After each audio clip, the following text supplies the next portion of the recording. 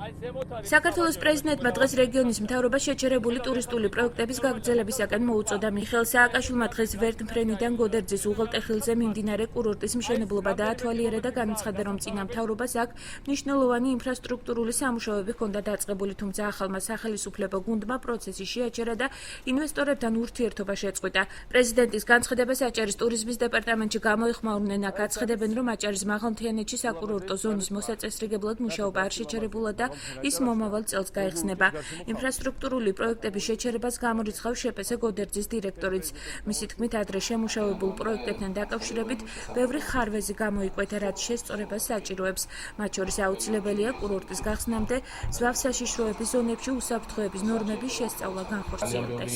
რამდენიმე კილომეტრი გზა არის დასამთავრებელი, წყლის სისტემები აქვს გასაკეთებელი. თუ ეს ყველაფერი არ დასრულდა, ეს საბაგეროდ გადაიქრება უბრალოდ ჯართან ზუსტად 2 წელიწადში.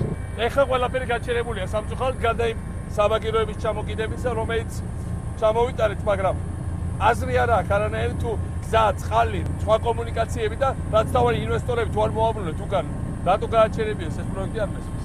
ტეხილზე სამუშაოები ახლაც მიმდინარეობს, გამოცხადებული არის ტენდერები და შეგვიძლია ვთქვათ, რომ მომავალ წელს შევძლებთ კურორტის გახსნას.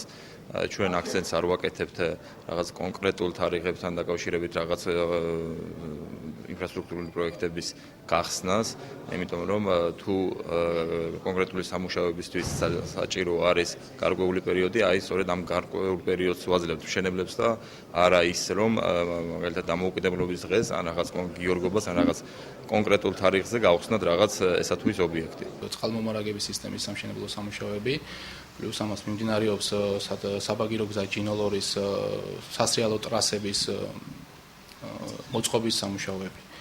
რაც შეეხება სხვა პროექტებს, ანუ სხვა სამუშაოებს, თავის დროზე წინა წლებში, ანუ 2012 წელს უფრო ზუსტი თუ იქნებით, საინვესტიციო პროექტში მონაწილე კომპანიების შერჩევა ხდებოდა პირდაპირ მოლაპარაკებების გზით და სუბიექტური გადაწყვეტილებების მიღების გზით. ჩვენ ვცდილობთ, რომ ჩვენ შემთხვევაში მაქსიმალურად ხელი შევუწყოთ არსებულ სექტორზე, ბაზრის არსებულ სექტორზე საინვესტიციო კონკურენტული გარემოს შენარჩუნებას.